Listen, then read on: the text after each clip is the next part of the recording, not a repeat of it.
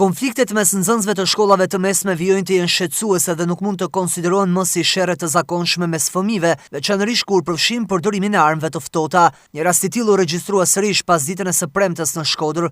Pas përfundimit të mësimit, disa nxënës të zonës së Vaut të Dejës kishin lënë takim pranë vendçandrimit furgonëve, me të cilët udhtojnë nga shtëpitë e tyre drejt shkollës dhe anasjelltas me qëllim sqarimin e konflikteve. Pamjet në video të siguruara nga TV1 Channel tregojnë dy grupe adoleshentësh që fillimisht përfshihen në përplasje fizike me grushte, ndërsa më pas njëri prej tyre shfaqet me thik në dorë. Adoleshenti vendos kapuçin e xhaketas dhe tenton të sulmojë rivalet e tij, por fatmirësisht nga ngjarja nuk raportohet për personat plagosur apo të dëmtuar. Ndërhyrja e një kalimtare e bëri të mundur ndalimin e konfliktit. Në ngjarjen mbërriti policia, por u përball me mungesë bashkëpunimi për dhënë informacioni si nga nxënësit e përfshirë në konflikt, ashtu edhe nga drejtuesit e furgonëve. Për rastin e fjalës zhvon në dieni edhe vetë drejtori i policisë së qarkut të Shkodrës, Gentian Berberi, i cili po e ndjek personalisht këtë çështje. Sipas informacioneve paraprake, konflikti mes të rinjve kishte nisur disa ditë më parë.